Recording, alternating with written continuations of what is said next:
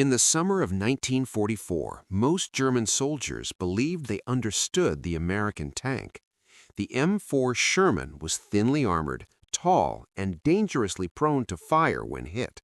Its nickname among Allied crews, Ronson, was not a joke, it was a warning. To German infantry equipped with the Panzerfaust, the Sherman looked like an easy kill. By August, that belief had hardened into doctrine. Let the tank pass, stay hidden, wait until it exposes its flank, then fire at close range, 30 meters, 20 meters, sometimes even less. The Panzerfaust didn't need precision at that distance. Its shaped charge could penetrate any Allied tank in the field. Hundreds had already been destroyed this way. And yet, something was beginning to go wrong. On August 7, 1944, a German paratrooper did everything right. He waited, he held his fire, he let the Sherman come close, very close, 25 meters, close enough that missing was almost impossible. He fired. The rocket struck the tank. This should have been the end. The explosion, the fire, the crew abandoning the vehicle. That was how it usually went. But this time, the Sherman didn't stop.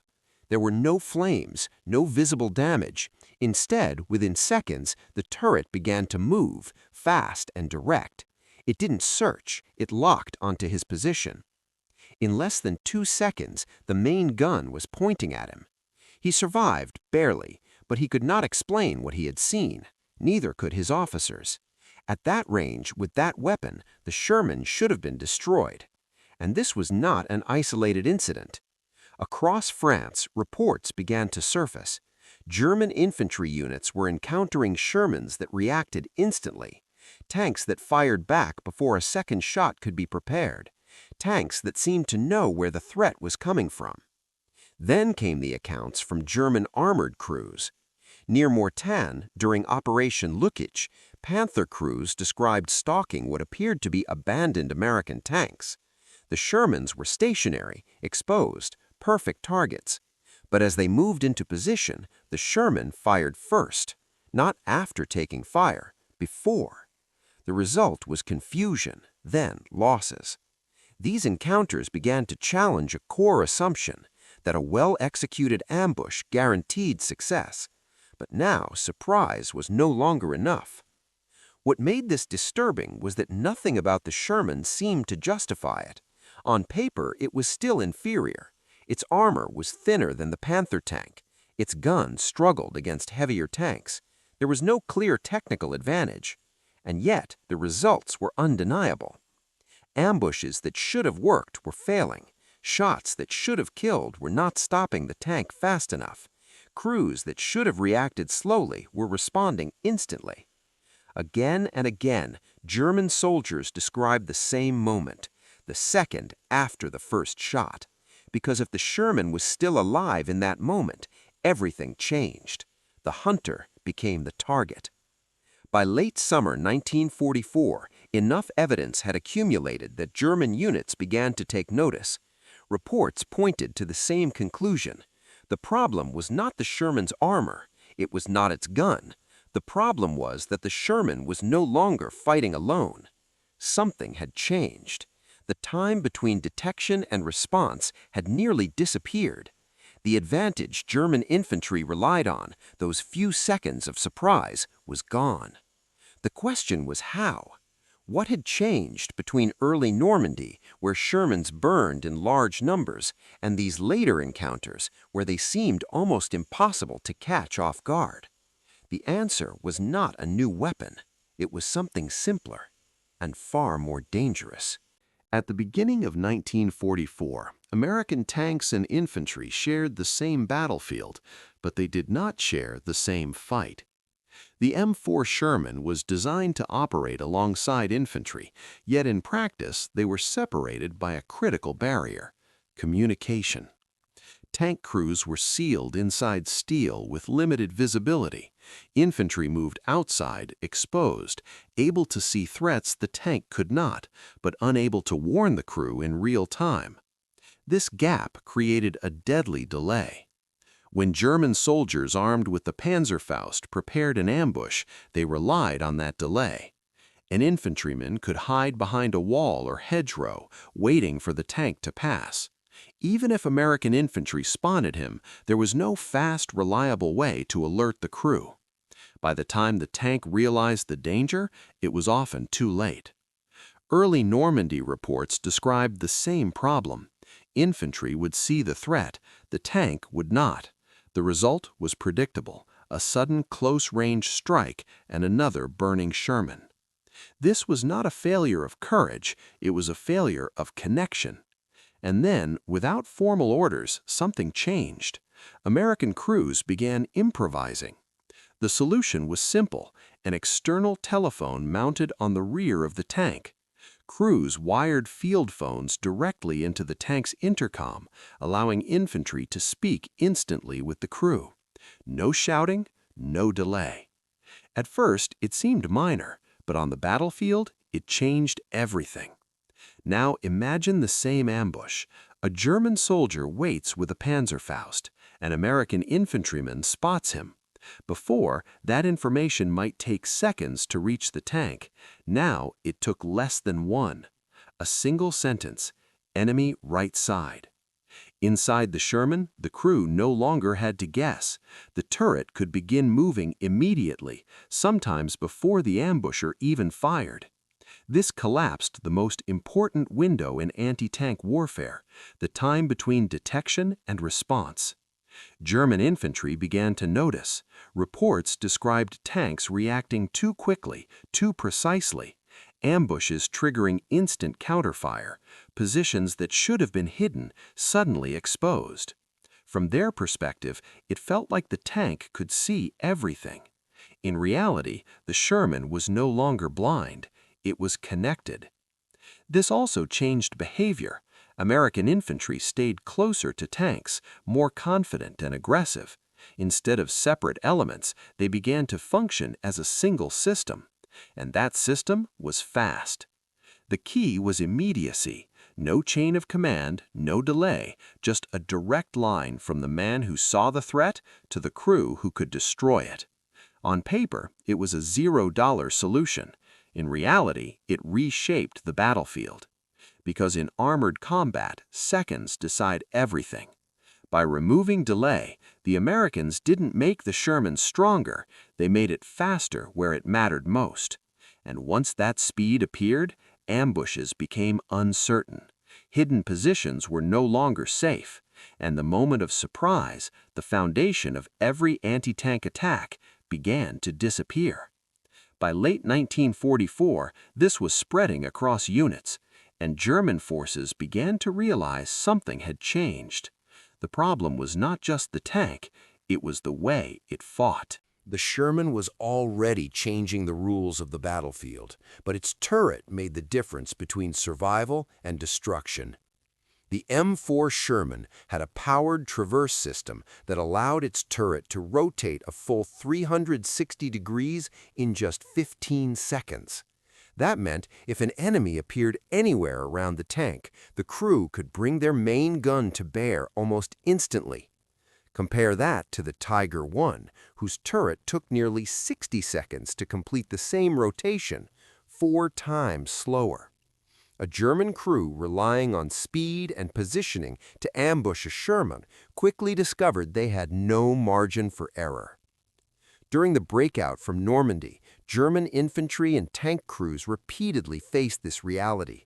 Even at point-blank range, where a Panzerfaust should have destroyed the Sherman instantly, the turret could swing toward the attacker faster than the human eye could track. Soldiers later described moments when they fired, ducked for cover, and looked up to see the tank aiming at them before they even finished pressing the trigger. It was disorienting, terrifying, and completely unexpected. Experienced Panther crews reported similar experiences. At Mortain, they stalked what appeared to be stationary Shermans, ready to strike, but the first shot from their guns often missed by fractions of a second. Before they could recover, the Sherman's turret had turned, and counterfire began. What should have been an ambush became a lethal trap for the Germans. This wasn't luck, it was a combination of mechanical design and tactical doctrine. The Shermans were trained to keep moving, to react aggressively, and to coordinate with infantry. The powered turret meant that even mistakes by the enemy became opportunities for the Sherman. A miscalculated attack could be punished immediately, with the gun always on target. In the fog and confusion of battle, that split-second advantage compounded. German crews could not rely on traditional ambush strategies. The calculations that had worked against slower tanks, Panthers, Tigers, and even Panzers, were obsolete. Every second counted, and the Sherman's speed turned seconds into survival. The result was a pattern repeated again and again. In engagements like Arracourt, Panthers advanced thinking they had the advantage, yet the Sherman crews reacted so quickly, fired so accurately, and moved so effectively that German units lost cohesion. Tanks that should have dominated the battlefield instead became victims of their own misjudgment. It was not the caliber of the gun or the thickness of armor that made the Sherman deadly in these moments. It was speed, precision, and timing, a system that German crews had never anticipated. Each rotation of the turret, each fraction of a second gained, turned what should have been an ambush into a counter-ambush, rewriting the rules of armored warfare. By late 1944, German soldiers began referring to the Sherman in terms that reflected more than its armor. It was fast, unpredictable, relentless. In the seconds after an ambush failed, the hunter became the hunted, and the Sherman turret was always ready. One of the most underestimated advantages of the Sherman was something German engineers never managed to replicate: the gyroscopic gun stabilizer. Unlike most German tanks, which had to come to a full stop to fire accurately, the M4 Sherman could fire while moving. Its main gun remained steady, even over rough terrain, allowing crews to engage targets almost immediately.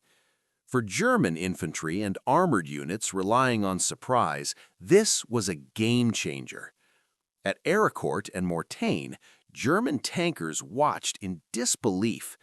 Panthers and Tigers needed to halt to aim, taking precious seconds that could decide life or death.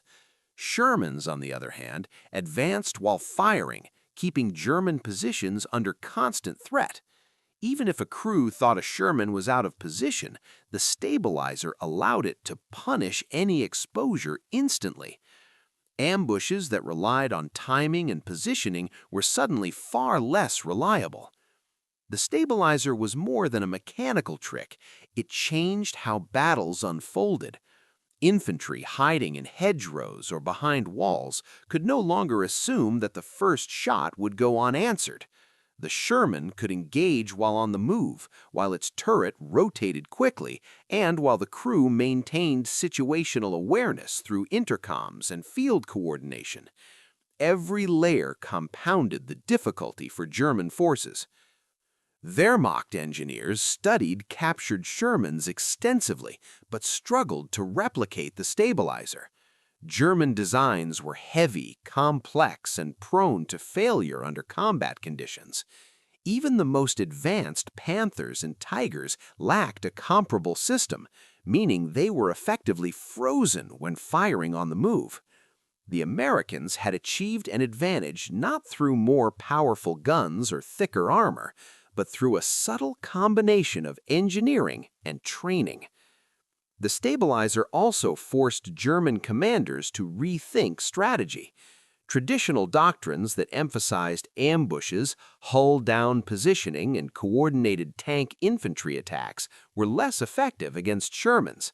Even when Panther crews were experienced and operating brand-new vehicles, they found themselves reacting to Shermans instead of dictating the engagement.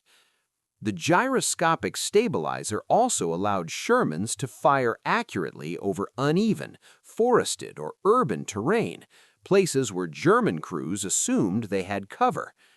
German reports often mentioned invisible tanks firing from nowhere, a reference to the way Shermans maintained steady aim despite movement or obstacles. In fog, rain, or under shell fire, the stabilizer turned each Sherman into a lethal platform that could exploit any fleeting opportunity. Ultimately, the gyroscopic stabilizer turned movement into firepower. It made the Sherman unpredictable and resilient, allowing American forces to exploit terrain, weather, and timing in ways that German engineers and tacticians had never anticipated. The battlefield became a laboratory for experimentation, and the stabilizer was its most disruptive variable. By the end of 1944, the combination of turret speed, crew coordination, and gun stabilization had transformed the Sherman into a system German soldiers increasingly described as impossible to ambush. It was no longer just a tank, it was a machine optimized to survive and strike first, rewriting the rules of armored warfare on the Western Front. Arracourt, September 1944, became the ultimate proving ground for the Sherman system. German commanders believed their brand-new Panthers, equipped with the latest optics and fully trained crews, would dominate. The Americans were fewer in number, and the weather was foggy, reducing visibility. On paper, the Germans should have controlled the battlefield, but the reality was very different. From the first engagement, the pattern was clear. German tanks and infantry prepared ambushes hidden along roads and behind hedgerows. Shermans appeared, moving steadily, coordinating with infantry and artillery. Before the Germans could react, the turret had turned, the main gun was tracking, and shells were striking positions thought safe. Experienced German crews described confusion and disbelief. This was not how armored warfare was supposed to work. The fog that should have been their ally instead became an American advantage. Shermans used it to approach and engage without stopping, leveraging the gyroscopic stabilizer and rapid turret rotation. Infantry reporting through field phones guided the tanks toward threats, often before German crews even realized they were exposed. Ambush after ambush failed, with German losses mounting rapidly. Brigadier General Albin F. Irzyk later recalled the battles as a demonstration of how training, doctrine, and mechanical advantages combined into a single, devastating system. The Americans did not need thicker armor or a bigger gun. They relied on communication, movement, and timing. Each Sherman was part of a coordinated network that maximized its speed, firepower, and situational awareness. Even when German commanders tried to adapt, the results were limited. They experimented with new formations, different angles of attack, and closer coordination between tanks and infantry. Yet the Shermans were always one step ahead. The combined effect of turret speed, stabilization, and infantry communication created a dynamic battlefield where the Germans were forced to react rather than act. Every miscalculation became deadly. Every delay amplified.